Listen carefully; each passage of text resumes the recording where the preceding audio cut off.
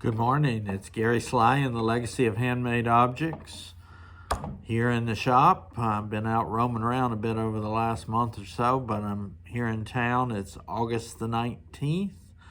We're starting to smell the tiniest little hint of some cool weather coming our way, and we survived a tropical storm a few weeks ago.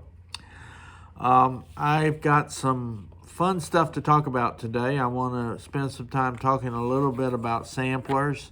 Probably going to make this a two-part series because I want to get into some of the history of samplers today, and then pull us over to America and really focus in on some of the colonial sampler history and some of the kind of things that I know about here in the States.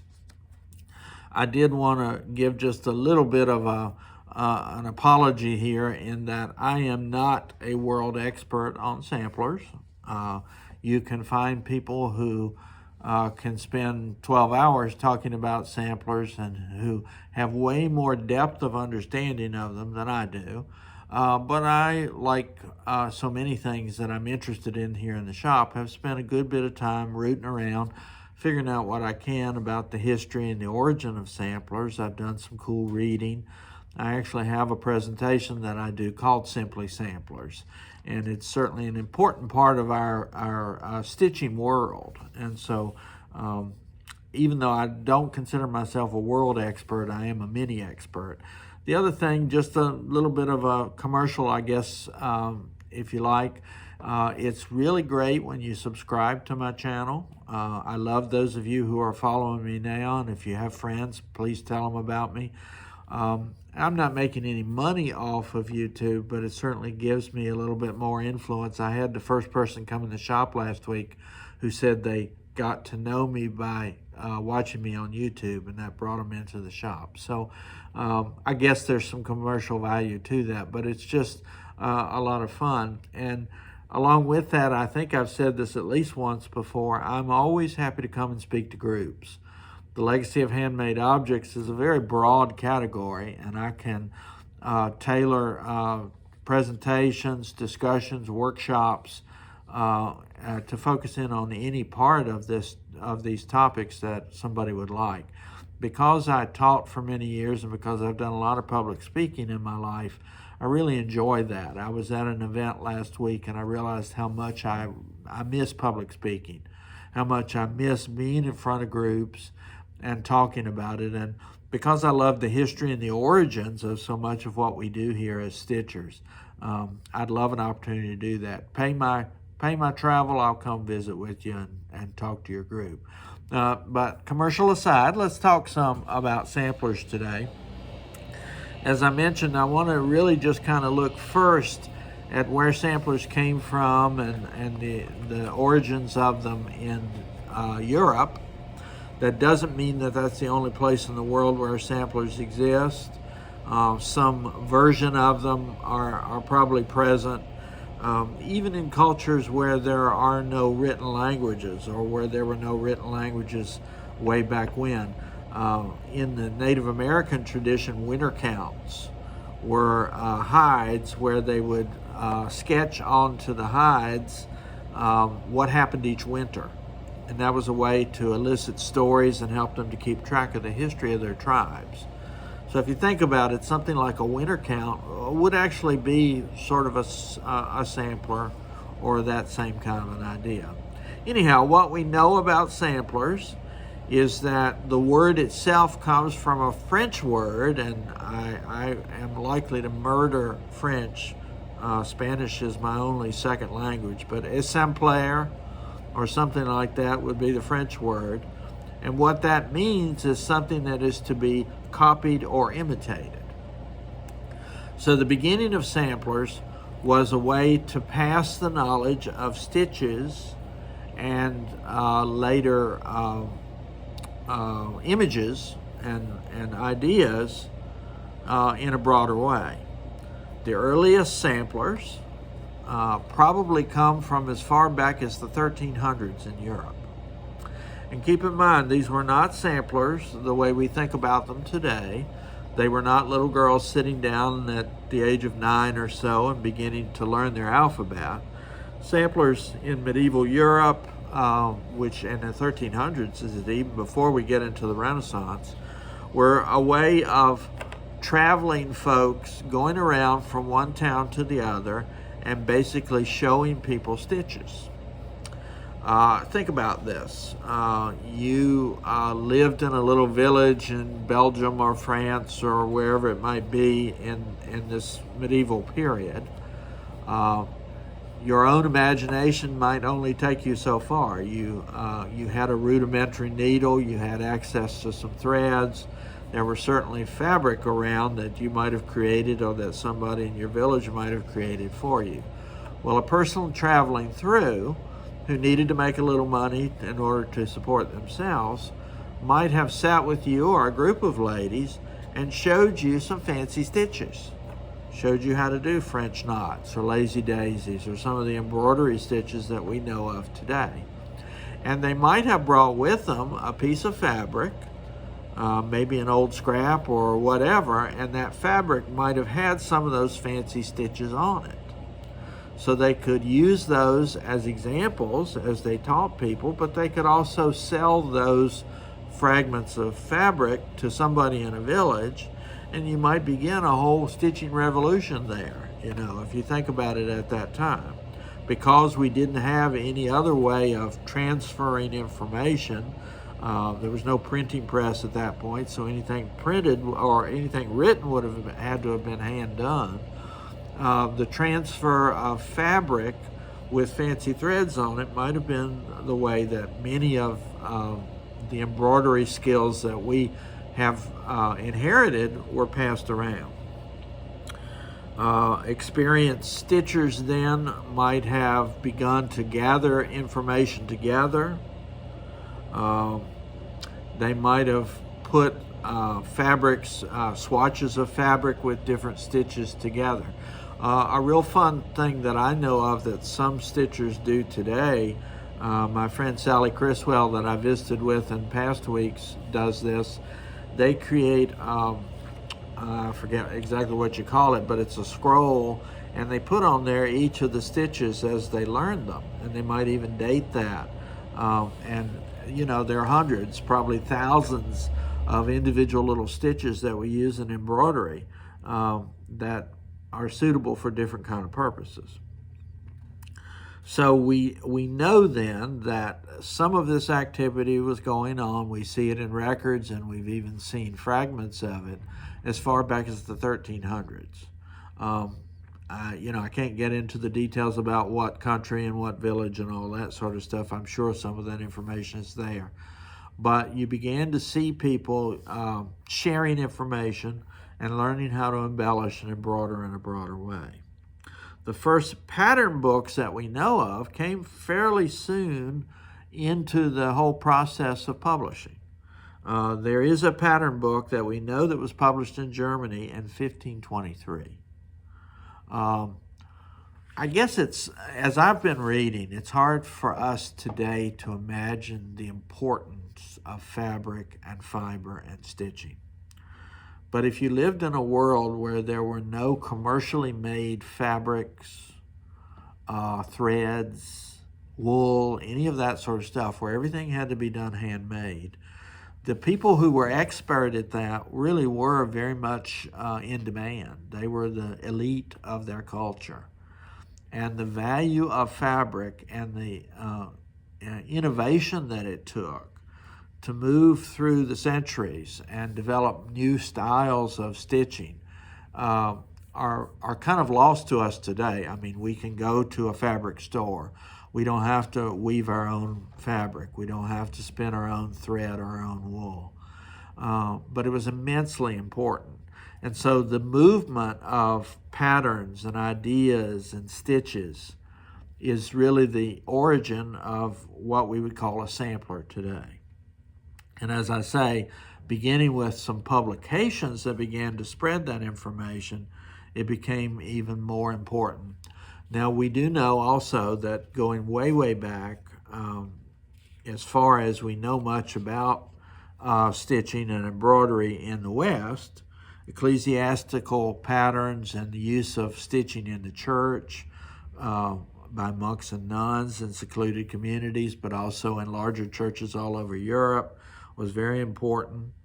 But also you began to see in this period from the 1300s to the 1500s a need to decorate, and not just to decorate, but to mark important pieces of fabric. Clothing, linens, even furniture would have needed to have stitches on them to identify who they belonged to. If a fabulous tablecloth had been woven for you and came at a very dear price and had even some small decoration on it, it would have been a very important part of your estate. You can look at wheels from the Renaissance period, and you can see that excuse me, house linens are a very important part of people's property during that time. So you needed to be able to do some stitching, put your initials, put whatever it was you would need to identify it on this very expensive fabric, linen, furniture, clothing that you might have had. Obviously, you wanted it to look nice. So as you learned about different ways of doing alphabets, different ways of stitching, you would embellish these fine products as expertly as you were able. I know I've talked some about Mary Queen of Scots and the wonderful history of stitching there, and the court of Henry VIII and all that. Just imagine how valuable a tapestry might have been that was woven or stitched for King Henry's court, and how important it would have been for patterns to be up to date and to be passed around, and for people to be able to identify that stuff and use it. So that's where Sampler starts, is a very practical need to pass along various stitches and techniques from one person to another. Only, as far as I can tell, beginning in the 1600s in Europe, do we begin to see samplers as we think about them today as a way to educate young girls. Don't see any evidence that it would have ever been something that would have purposefully been taught to young boys. I feel like, as in all cultures, boys might have been interested in it and some boys might have taken it up. Of course, I'd love to know more about that, being a male stitcher myself, but don't have any concrete evidence to share of that right now. But beginning in the 1600s, young girls would have been, there would have been enough information available, there would have been enough stitches and patterns and things like that that one could have gotten access to, that one might have begun to teach little girls, I think beginning at a fairly young age, probably kindergarten, first grade kind of age, maybe even a little bit older. And they would have used the patterns that existed that were available to them. If there were books available, they would have been in very short supply, but there might have been examples of samplers done by other people. We do know that when we get into the colonial period in the United States, that there were women whose jobs were to go and teach young girls how to do samplers. And so I feel like that was probably part of the equation there. Now, from this period beginning in the 1600s, you'd see two types of samplers. And I'm using terms that I found in my research. There may be other ways to describe these. The first one would be a spot sampler. This would be one that included just a variety of motifs. One might have been able to use creativity in this situation, or again, there might have been pattern books or things available. I have a wonderful book by that Sally and our mutual friend Susan Greening Davis did some years back. They bought an antique sampler in Europe that was stitched by an orphan girl. And just as you look at this page of Sybil's sampler, you can see that hers is an example of a spot sampler. You don't necessarily see an alphabet or rows of letters and numbers. You see individual motifs that might have been important to her, or that might have been taught to her. So that's a fascinating area of study. And if you're looking to do some samplers or you want to know a little more about them, that would be a wonderful direction to go. Spot samplers began to transition a little bit, I think, in this period to what we would today call band samplers. And there are many examples of these. I'm going to show you some examples of some samplers that I have in the shop in the second part of this series. And I'm also going to look some more at some books that have helped guide my research as I've talked about things in the United States. But band samplers would have had alphabets, numbers. They would have used decorative motifs to create borders, and all of those would have been teaching young girls not only stitching skills, but in the absence of maybe formal education, since many girls did not go to school, it would have been a way for them to learn their letters and their numbers. Because those would have been particularly important for them, remember I was talking about marking linen. If a young woman were to get married and she were given a set of linen by her family, she would want her initials to be on those. She might move in with her mother-in-law, who would have her own possessions, and she'd want to be able to identify the things that belong to her. And obviously she'd want fancy letters on this expensive linen that would show that it was hers. So there are several reasons why young girls began in this period in the 1600s and following to sit down with older adults, teachers, parents, grandparents, whoever, and learn their alphabet and their numbers and learn the stitches that would need to know. Now, you read some stories of some little girls who found it one of the most excruciating things they'd ever done in their life.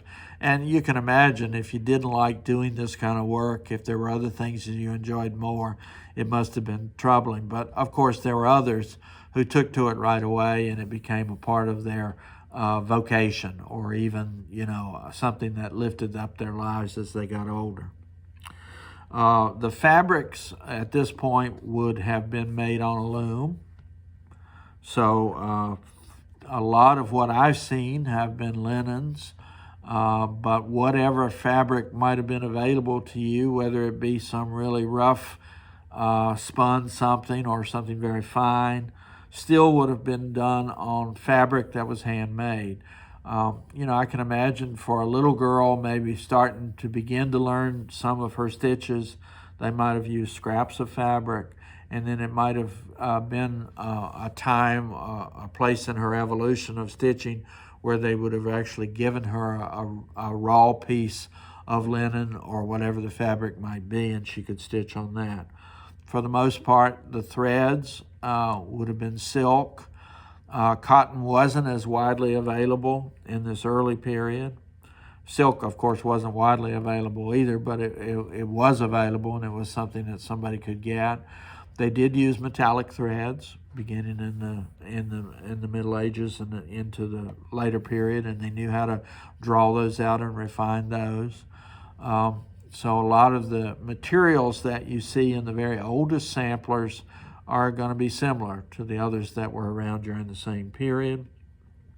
We do know that particular teachers, both in Europe, particularly in the UK, and then over here in colonial America, had a lot of influence over that kind of thing. And I'll talk about that some more, but when society began to kind of form itself up in the colonies and people began to move here in larger numbers, they actually paid women to come from the UK or other parts of Europe to live in a community and teach the little girls how to do their samplers. By the 1700s, and that's when some of the samplers that you might have seen on display somewhere they're beginning to be more complex. You're beginning to see more variety of fabrics and threads. So, really what I wanted to accomplish today was just kind of lay some groundwork and talk about where samplers came from. They're very practical. They would have had to be. They wouldn't have been a pastime so much as something that would have been important in a young girl's education. And only that begins in the 1600s. Prior to that, it was women or girls who were using what they could gather in order to embellish and identify fabric that was important to them. Well, I love samplers. I've got a lot more I want to talk about, so I hope you'll join me again soon. But for today, that's all I've got. I hope I'll see you again soon. This is Gary Sly, as always, at the Legacy of Handmade Objects. Have a great week.